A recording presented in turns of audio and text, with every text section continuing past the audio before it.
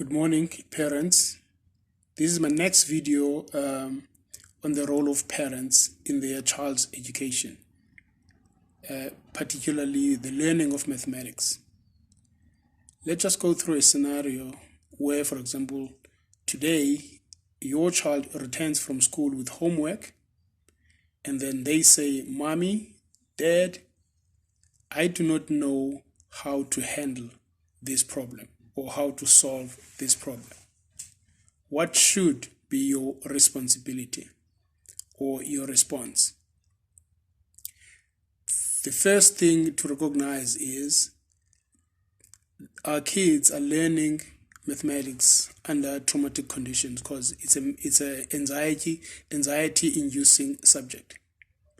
So what we need to do, or how you should respond to that, is sit her down and look at the problem with her and ask a few probing questions. Questions like, how did you look at this problem in class? What did you do when you were dealing with it? Is there any other problem like it, perhaps from a day before or the last week, that is similar to this problem that you actually solved? What are the ideas that go through your mind as you look into this problem? Is there any other way you can think about solving it?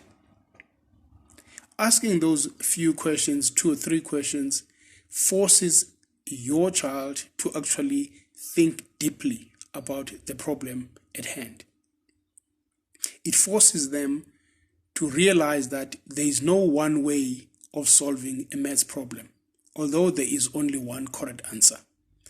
But then there are multiple ways of arriving at one solution, or at a solution to it.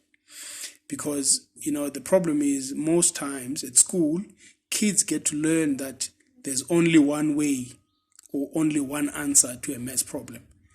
And this is hardly inaccurate. It's unfortunate as well. So asking those probing questions that allow him or her to think deeply, to think beyond the problem, and never doubt their ability to solve it, or at least engaging in a thinking process of trying to solve the problem.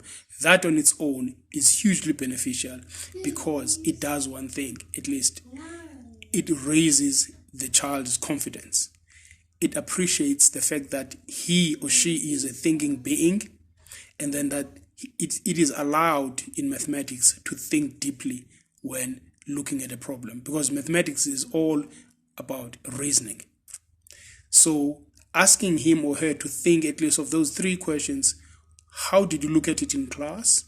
Is there any other way you can look at this and arriving at a solution? Or is there any other problem similar to it that you have dealt with in the recent past, last week or last month, or whatever the case is?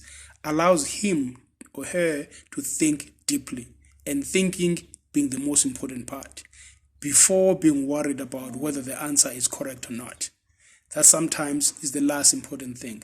The thinking is the most important aspect that's required in mathematics, because it allows them to engage in what is called mathematical thinking. I would leave it there for today, and I shall speak to you soon. Thank you so much.